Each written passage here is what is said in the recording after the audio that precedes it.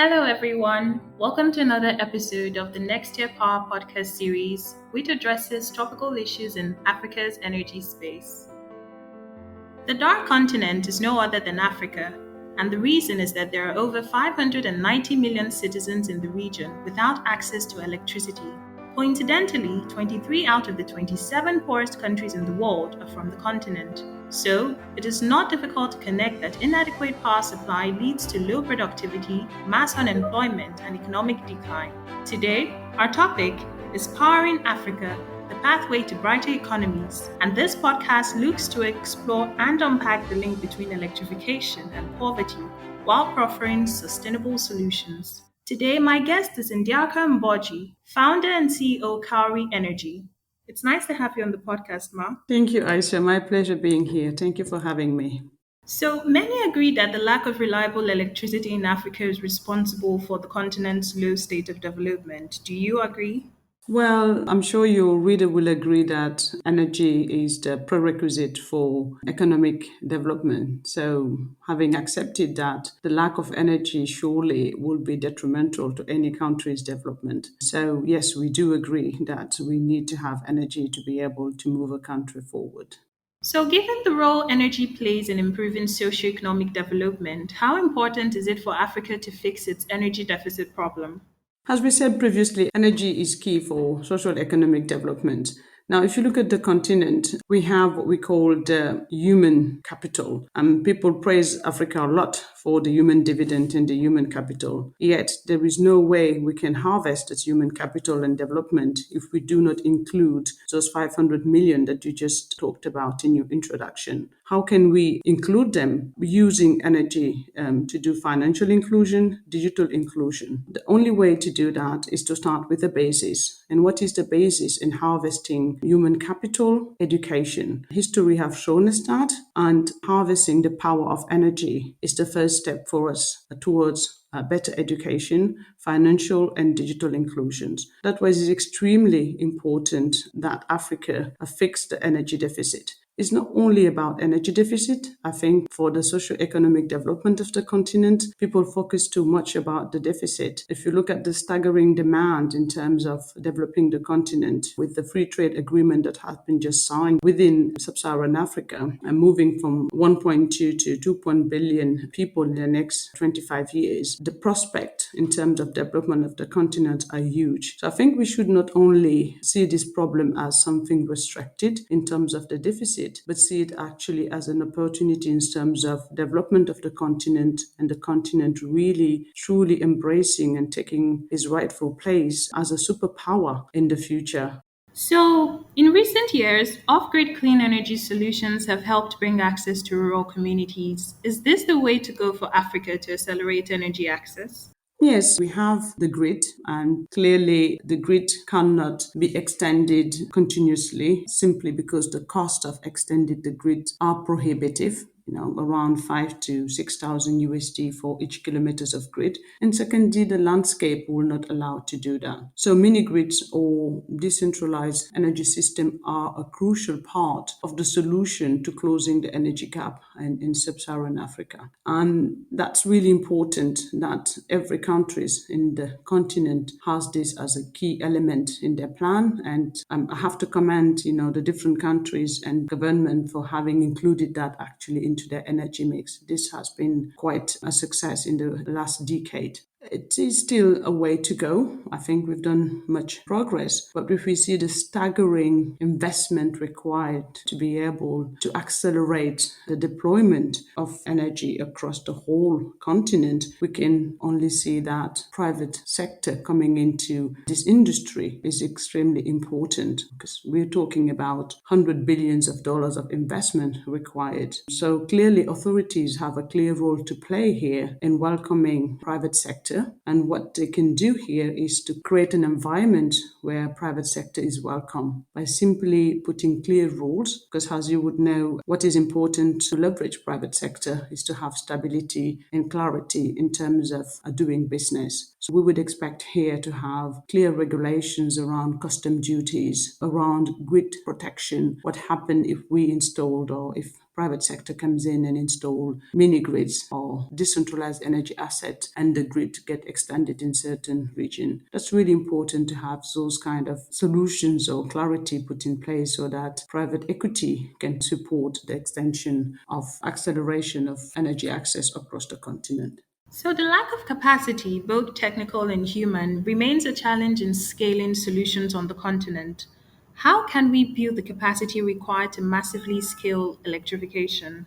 You will allow me to disagree with the terminology lack of human capacity. I think, if anything, the countries of the continent have a surplus in human capacity. I guess the question would be how to unlock this human capacity. For me personally and my team in Kowry Energy, the key is local content. How do we move away from a place of consuming to producing and creating local content? If you look at the off-grid energy sectors, we are very much today into an area of developers and developing, which is a first good step. But by being into that space where the value is added into service and into creating local content, because energy is very much a service industry, looking after the end user, driving his demand, driving his bottom line revenue. At this stage, we are still relying a lot in the continent, certainly into third party companies having those specialist skills from development nations coming in and bringing it into the continent. Now, by building capacity, working with local energy providers, transferring knowledge, transferring technology, and moving away from the developer to creating real utilities in the off-grid space where energy is seen really as a service business and focusing on having the right technical skills locally, then we can accelerate as well the deployment, having really local champions. And I must admit, in Nigeria or in Mali, Senegal, in West, and also in countries like Kenya, we are seeing local small champions step by step moving into that direction. And I really do believe this is the way to go. So we certainly need to turn the sector from a project thinking mindset to a real industry where ultimately that will attract private equity. And by doing that, then we can scale the access, and that's really important.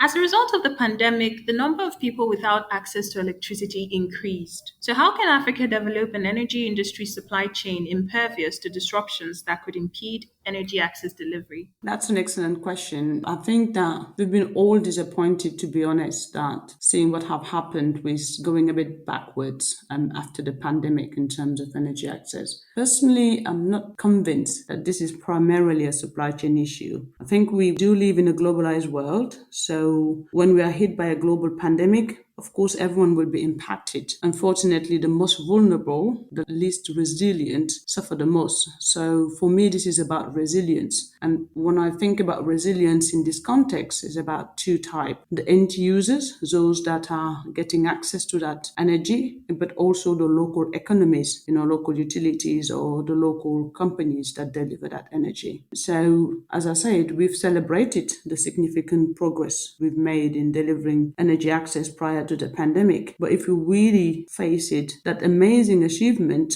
which have lifted millions of people out of poverty or out of energy poverty, to be really precise, has done really little to improve those very people's livelihood. So I guess we really need to go beyond access, actually, focusing both the effort and the narrative on income generating activities so that we can truly harness, I'd say, the transformative power of electricity to help those people improve their bottom lines so that we can create resilience at their level. If they have more income, has any change in the environment or a pandemic or whatever comes in, they are better equipped to go through it. And the second, obviously, when we talk about the local economy and the utilities or those companies delivering that energy access, again, if you look at their current or before the pandemic, they were very much focused on doing small projects and moving them into a portfolio base and being a bit more solid will certainly help them spread their risk better and then being also more resilient, being able to absorb shock better in the future. So, what current initiative is Kowry Energy implementing in Africa to improve electricity access? Oh, thank you for that question. I would simply say creating resilience, really. As I said previously, for country to develop is about resilience for the people, and that is underpinned by the economy, which is supported by the companies. It's about being resilient to shock and being able to grow and develop. So, how do we create or contribute to creating that resilience at company level, supporting the local energy producers that we work with hand in hand to build capacity, moving from project based to a portfolio and scaling the operations, and with our support and working in a win-win situation, they can deliver more asset to a lower cost, which is extremely important, being really conscious that we are serving the bottom to the middle of the pyramid, reducing cost. The second thing is going beyond access for the end user. What does it mean? It's not about giving them access to energy. It's about how do we use the data, the information from the installed base of assets to help them really drive income generating activities. How do we connect a network of income generating activities, service providers around them, specifically around the activity that they do, whether it is fisheries or an agriculture or a peri-urban communities where their needs are completely different from a community to another, enabling them within a network of providers to really leverage the power of energy to drive revenue for themselves, because that's what is going to give them resilience at the end user level to be able to have better life perspective. And that's really what Kowry is about. Thank you very much. So, finally, how important are women in accelerating electricity access on the continent? I love this question. When I think about women, and then being myself from Africa, and I just think about the countries of Africa, regardless which country you take in Africa, particularly sub-Saharan Africa, you close your eyes and you ask yourself, who is working in a diverse team to deliver solution to complex problems with a tiny budget in a short time? And you think, oh my God, yes, African women, which are doing this day in and day out. So clearly, it's a simple answer. We won't solve the biggest challenge facing our continent without half of its talent. Because if you just watch what's happening in the continent since thousands of years, you come to one single conclusion that African women, any woman for that matter, are just born engineers because they do it by nature. They plan things, do things, deliver solutions. And the biggest challenge the continent is facing at the moment is to include everyone, harnessing the power of energy to boost economic development. And that can only succeed if we have the women at the forefront. And if I take Kowry Energy, for example, we just happen to be naturally, and I do insist in the word naturally, gender balanced, which is really important to have a perspective and a different background to be able to deliver a real solution to the problem facing the world. Thank you very much, Ndiarka. It's been a pleasure having you on the podcast. Thank you. It is my pleasure. Really nice talking to you today. I hope to have you on future episodes. Look forward to contributing, and thank for everyone for listening today.